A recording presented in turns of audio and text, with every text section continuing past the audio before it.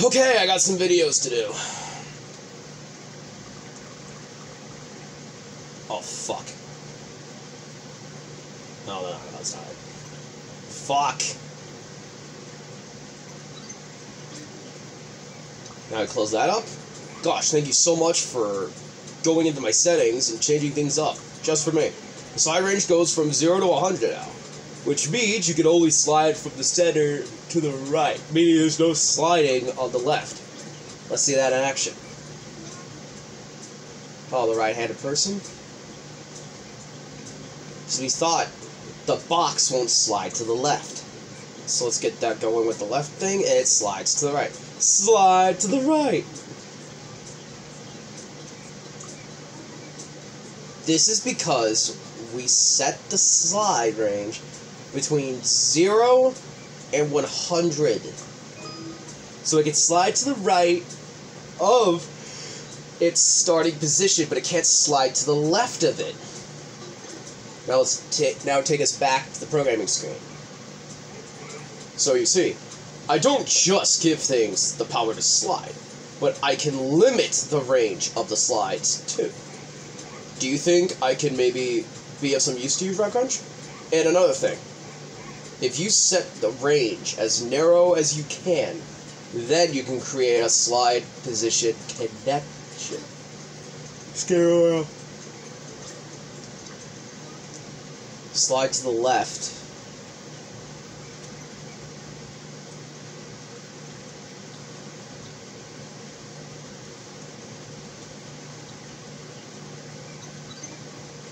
So the range is now 2 to 2, which means it should be a fixed pace at 2.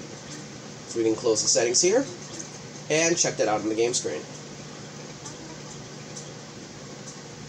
Looking at what changing the slide connector settings did, we fixed the position at 2. So the block slid all the way from the center. Shove it all you want, but it's not moving. Let's go back to the programming screen. Wait, I have even more to offer. My input port can take signals. And then I can convert that signal input into a slide connection. First, if you'd be so kind as to revert my range settings back to the way they were. Okay.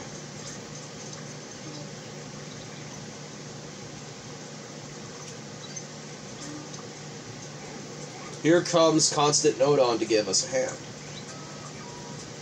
It's consistency you need. There's nothing than a constant Nodon. Yep, check its settings. Set the output to -2. Then close. I'm emitting a blissful eternal -2. Won't you connect me to the constant Nodon drive? I love that unchanging foreverness of the constant Nodon signal. Gives me chills.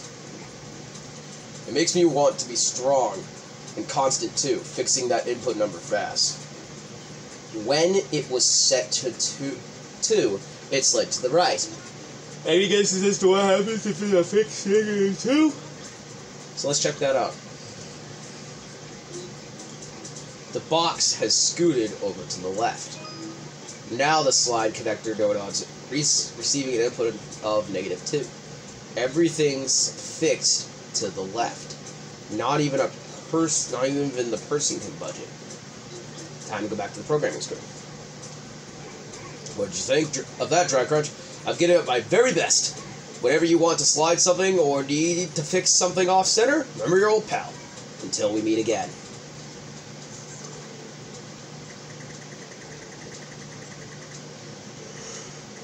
Holy shit. Wow, we made a lot of friends. And that's barely getting through the meat and potatoes of how this game works. Well, hello again. We're moving into the last half of our build for Risky Run. And we still have plenty more features to add to our game. This time we got something really cool. Moving platforms! You know what to do. To the programming screen. Hop, hop, hop. Okay, before we make any platforms, I think it's a pain to go through the whole level every time just to check. What if we can teleport right where we need to be? And any time there's teleporting to be done, we need help of the teleport object. And just go call it up.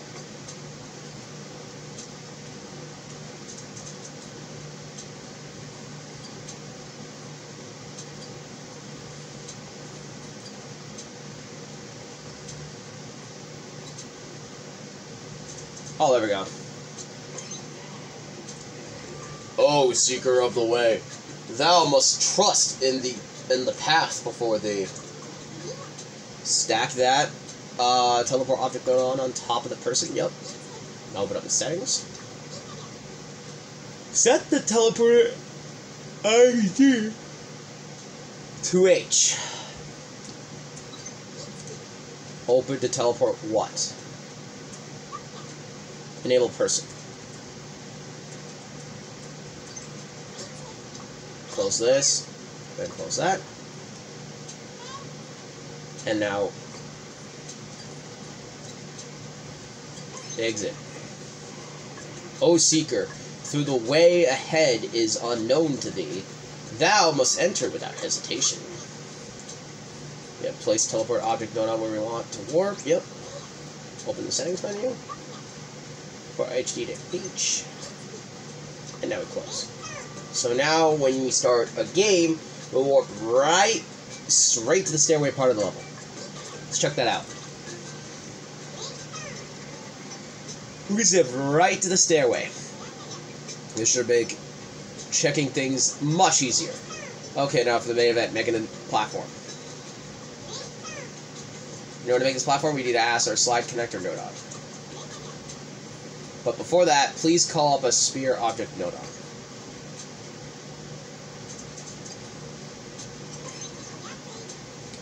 Now, next, move the object onto the blue frame. Yep. Open its settings. Properties invisible only. Okay. Now we're going to call it a box object Nodon. It's all good. Just, I'll be moving you around a bit. No problem. Change its size. Yep. Go to its settings. Oh, there probably is available invisible, solid, and movable only. Open a color. Lime green.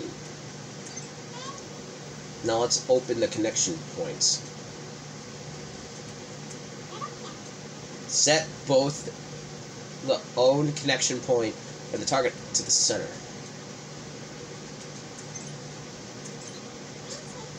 Close that. Now we're done with the settings. Next, please call up a slide connector Nodon.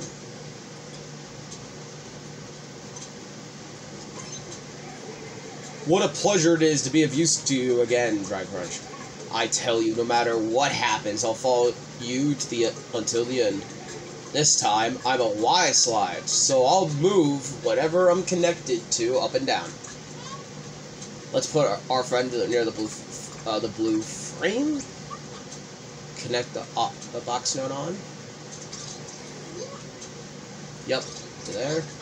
Okay, that's 2 object Nodon connected to either side. Can't wait to check this one out. Oops, the platform fell off. If you missed the action, just hold retry to take another look. Let's work some magic and make this platform move up and down. Head to the programs screen, okay? So you want to make this platformy box thing move up and down, right? Then you're going to need to add a value to my input point. If you do that, I'll slide the box received. You know what we need. Constant Nodon. Behold, I am constant Nodon. I am immutable, steadfast, unchanging. Yep. Slide that connection.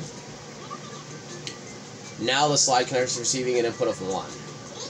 Let's see what happens when the slide connector Nodon receives that input. Platform doesn't fall. Plus, the position is fixed relative to the ball. So that's how it works. We input a value to the slide connector Nodon. It slides an object based on the size of value. Now let's use this program for a moving platform. Could you delete the connection? Great, now we need outputs. Counter Nodon.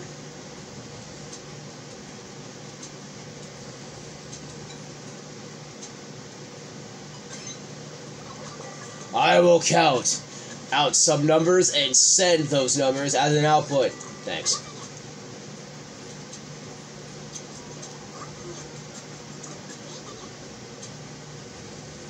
Now we need to look at counter Nodon settings, and we will do that in the next video. I will see you guys later. Peace and recipe. Bye, guys.